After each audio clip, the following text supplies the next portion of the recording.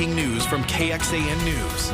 Breaking news tonight at 5, a child abduction in Gonzales, Texas. This is a town located south of Austin on the very edge of our viewing area. An Amber Alert went into effect with authorities saying they're looking for this child. 14-year-old Scarlett Smith. She was last seen wearing a red Nike hoodie. The alert identifies a suspect, Barry Van Mersbergen. Authorities add he may also go by the name Ben. Law enforcement says the suspect's vehicle is a tan 2012 GMC Terrain with Texas license plate 3RVWG. If you see either person or that vehicle, please give police a call. And more breaking news for you. The state Supreme Court is temporarily blocking a deposition of Texas Attorney General Ken Paxton set for later this week. Attorneys for whistleblowers suing him are seeking his testimony. A Travis County judge previously ordered Paxton to sit for a deposition on Thursday after she said his attorneys failed to work on scheduling a time with lawyers representing his 4 former employees. Now, these plaintiffs argue Paxton violated whistleblower protections when he fired them after they reported him to the FBI for alleged corruption. House Republicans continue to move forward to impeach Homeland Security Secretary Alejandro Mayorkas, saying he has failed to secure the southern border. Democrats argue Mayorkas hasn't broken any laws by doing his job and say it's up to Congress to fix the immigration system. KXAN Washington correspondent Anna Warnicki has more. Republicans introduced the articles this weekend after completing a months-long investigation into DHS Secretary Alejandro Mayorkas. Today is a grave day. Chairman of the House Homeland Security Committee, Tennessee Republican Mark Green, says impeaching Homeland Security Secretary Alejandro Mayorkas is the only option. Secretary Mayorkas' actions have forced our hand. We cannot allow this border crisis to continue. House Republicans introduced 2 articles of impeachment against Mayorkas, accusing President Biden's top immigration official of violating the law by releasing migrants who are awaiting court proceedings into the U.S. and lying to lawmakers about whether the southern border was secure. The failure to secure the border has been so significant, so catastrophic, so egregious that Congress must now use its power to provide accountability. Revenge, vengefulness is why we're here. But Democrats called the entire impeachment proceedings a political stunt. This is a complete sham impeachment. And California Democrat Robert Garcia says Republicans' accusations are not impeachable offenses. There's no evidence from a constitutional perspective or reason to impeach him. Mayorkas, who didn't attend Tuesday's hearing, defended himself in a letter to the committee, calling the impeachment proceedings against him baseless and the allegations false.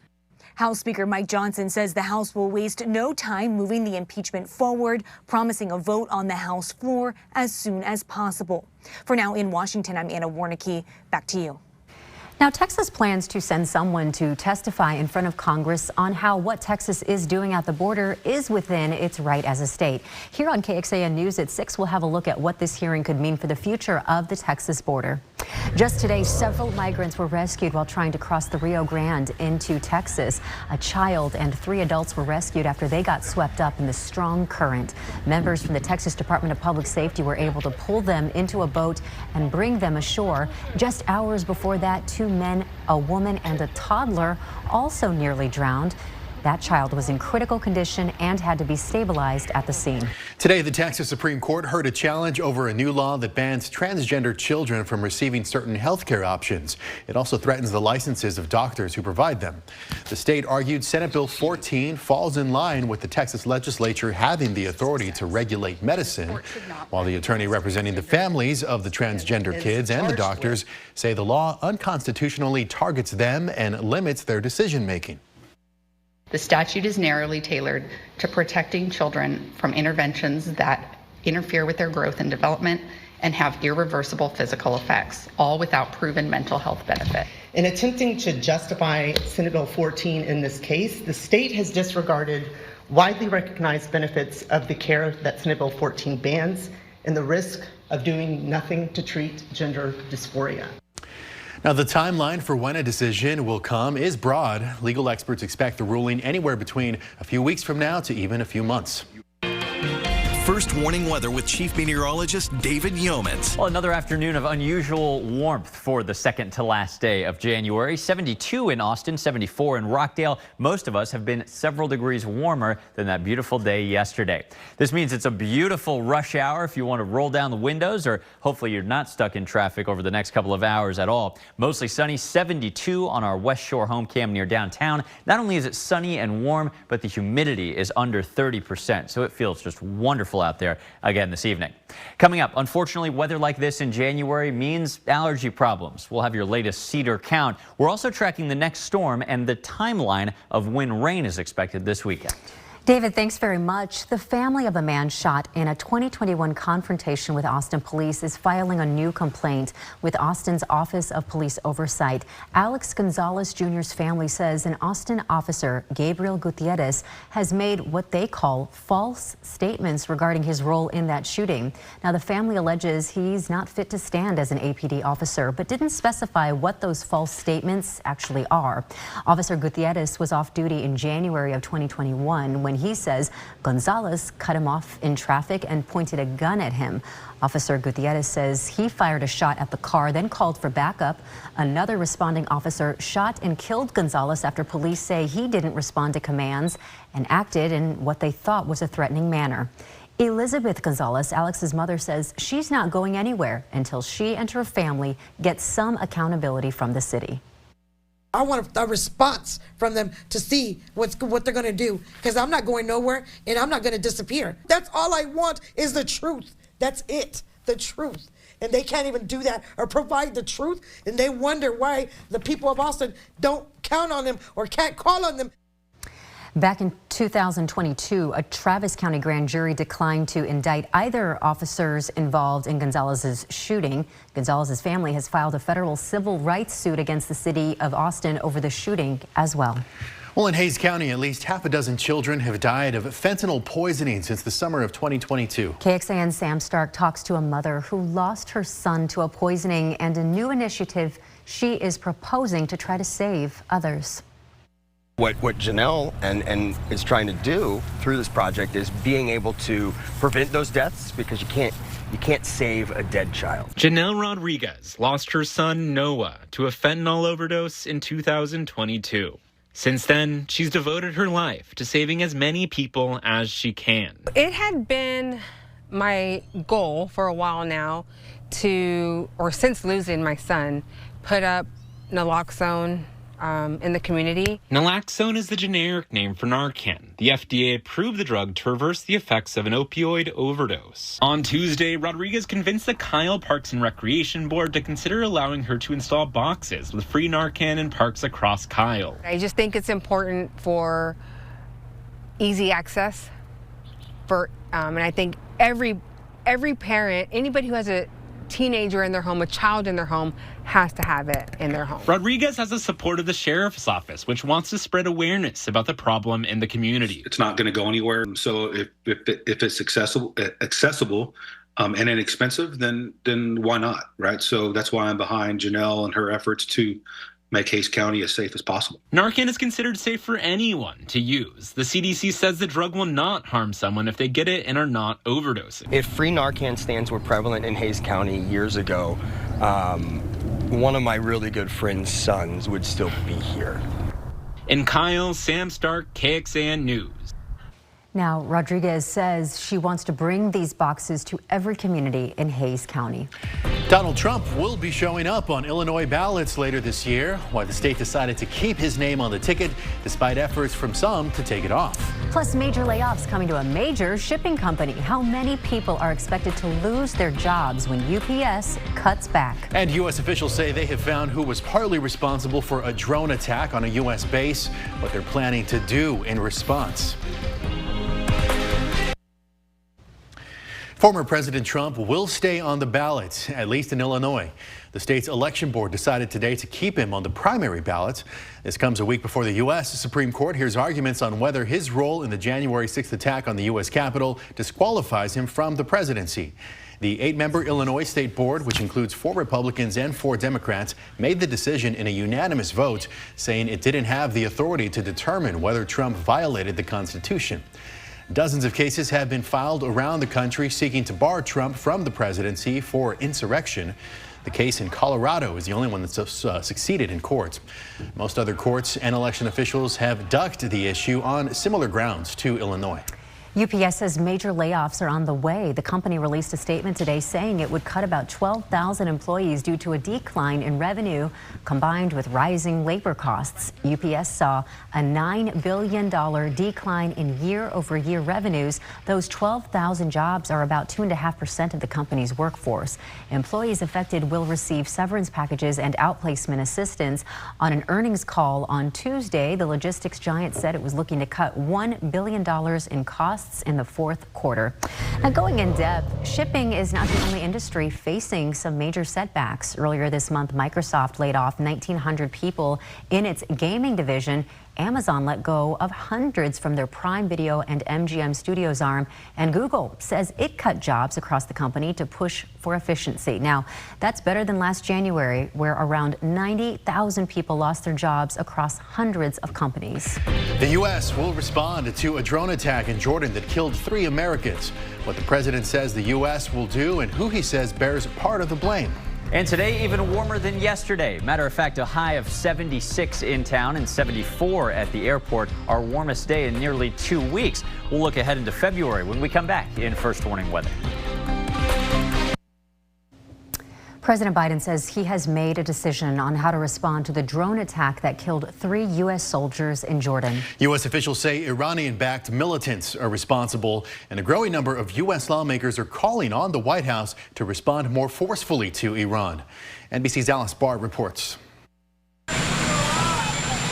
President Biden saying today he has decided how to respond to the attack that killed 3 American soldiers and injured roughly 40 on a U.S. military base in Jordan. He has now spoken to the grieving families. If we knew what we know now, we would have just said, I love you so much. The president offered no details on the U.S. response, but said Iran is at least partly to blame. I do hold them responsible in the sense that they're supplying the weapons to the people who did it. Iran insists it did not direct the deadly drone strike, but one of the groups it backs, the Islamic Resistance in Iraq, claimed responsibility. The Pentagon says Iranian-backed militias have targeted bases housing Americans more than 160 times since the start of the Israel-Hamas war. Now, with the first U.S. fatalities, lawmakers in both parties are pressing for a crackdown on Iran. The United States needs to show strength, and the administration needs to escalate and sustain the response. The U.S. response could range from sanctions and cyber attacks to more strikes against proxy militants or even targeting Iranian territory, though the president has made clear. I don't think we need a wider war in the Middle East. That's not what I'm looking for. As the war in Gaza inflames the region, officials from Israel, Qatar, Egypt, and the U.S. have reached a framework for what sources tell NBC News would be a 60-day pause in the fighting to free Hamas-held hostages in exchange for Palestinian prisoners. In Washington, Alice Barr, NBC News. And Hamas said it was reviewing that proposal to temporarily pause the fighting in Gaza, even as Israel's prime minister insists his country will fulfill its mission to destroy Hamas. First Warning Weather with Chief Meteorologist David Yeomans. Well, gorgeous weather continues for the next couple of days, but we do have a change Friday into the coming weekend. So let's dive in here under sunny skies. 72 right now. Beautiful day on the Austonian weather cam. Cedar counts, unfortunately, still high. The good news for cedar allergy sufferers, if there is any, it's that the cedar count has dropped slightly in the past 24 hours. Only other pollen problem here is mold, but that is low. 3-year rain deficit has been stacking up, even after some recent wet weather, due in part to the 3-year La Nina pattern, which predisposes us to drought. Look at this. We still need more rain. Southwest of Austin, we've racked up a 20-inch plus rain deficit. In Austin, out toward many of the Highland Lakes, we're missing 12 to 20 inches of rain that we should have received in the past 36 months, and we just haven't. I mentioned last week's heavy rain. We had a foot of rain in parts of Fayette County. It's there, and in parts parts of Milam County, where we either have a small deficit or actually a slight surplus of up to 3 to 4 inches. So when is more rain coming to help our lake levels and help our continuing drought? Not in the next couple of days. We have a mid-level ridge of high pressure, a sharp one just to our west. This is slowly creeping our way, keeping the skies sunny and dry, and the temperature is just wonderful. But a couple days into the new month of February, this intensifying west coast storm, which is still expected to bring feet of snow to the Lake Tahoe area, a piece of this breaks off and brings us our next shot of rain. This is really not an immediate change. Matter of fact, very little changes for the next 2 days or so. Overnight tonight, just a few high clouds with seasonably chilly temperatures that I'll show you in just a moment. Tomorrow, you'll notice a little more filtered sunshine, just some high, thin clouds, not darkening the sky at all. A very subtle change from today to tomorrow. On Thursday, though, the clouds do thicken up just a bit. I'm not convinced we'll see any rain, but we do expect kind of a mix of sun and also these lower clouds at times. That's indicative of the change coming the following day. Let's switch to our longer range model and fast forward to the rain chances beginning on Friday. Not during the day. We will see a mix of clouds and sun, but by afternoon, especially into the evening, a couple scattered showers and thunderstorms develop. Of course, it is still several days out, so check back with us for updates. But as it looks right now, most of the rain does not affect your Friday evening plans. It should be Friday night during the overnight hours into early Saturday morning. By the time we wake up and get going early Saturday, the rain is exiting to the east, and the rest of the weekend does look dry. Temperatures don't even cool down that much behind this system. I'll show you that in just a moment as well. 7-day rain forecast, not terribly impressive. About a ½ inch for much of the hill country, 3/4 to 1 inch of rain in the next week in Austin. Our eastern counties may see some slightly heavier totals. We'll see how this shakes out here again late Friday night. Okay, tonight, mostly clear, calm winds, very little changing from the past couple of nights, 46 in town. Tomorrow looks gorgeous with a few more high clouds than today, 74 with a light southeast wind at just about 5 miles an hour. Finally, some rain chances will return late Friday. The main 80% chance of rain comes overnight into early Saturday. The cold front doesn't arrive immediately, and when it does, breezy winds and only a slight drop in temperatures Sunday into early next week. David, thanks very much. Coming up, a star of screen and stage has passed away. What Chita Rivera accomplished in her over 8 decades of showbiz. This hopelessness is hard to swallow. I'm Allie Bradley in Eagle Pass, Texas. I've been covering the southern border for 2.5 years. Not only is it a national security crisis, but it's obviously a humanitarian one as well. Our News Nation crews were here as people were literally fighting for their lives. Hundreds of people are crossing over from Mexico, crossing the Rio Grande.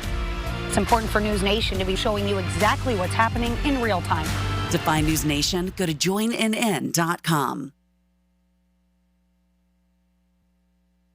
Right now, 2 big tech stories for you tonight. The future of AI and who should keep its powers in check. My conversation about that with the CEO of Microsoft. Also, we go inside Apple's vision of the future on Nightly News.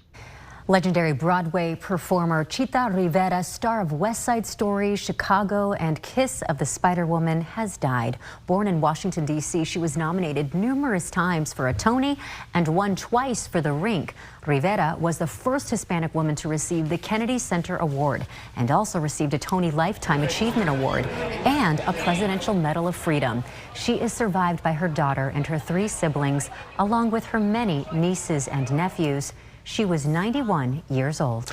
A dying thief who confessed to stealing the ruby slippers that Judy Garland wore in The Wizard of Oz has been sentenced to 0 time in prison. 76-year-old Terry John Martin stole the slippers in 2005 from the Judy Garland Museum in the late actor's hometown of Grand Rapids, Minnesota. Martin's attorney says he had gone straight but wanted to pull off one last score. Martin says he gave in to temptation after an old associate with connections to the mob persuaded him that the famous shoes were adorned with real rubies. They were not. Both sides of the trial recommended Martin be sentenced to time served because he is currently in hospice care. Well, coming up tonight on KXAN, it's night court starting at 7 o'clock, then extended family at 7:30, followed by La Brea at 8 and Quantum Leap at 9. And then you can join us back here for KXAN News at 10. And join us an hour earlier for KXAN News at 9 on CW Austin. Here's where to find us over the air or through your television provider.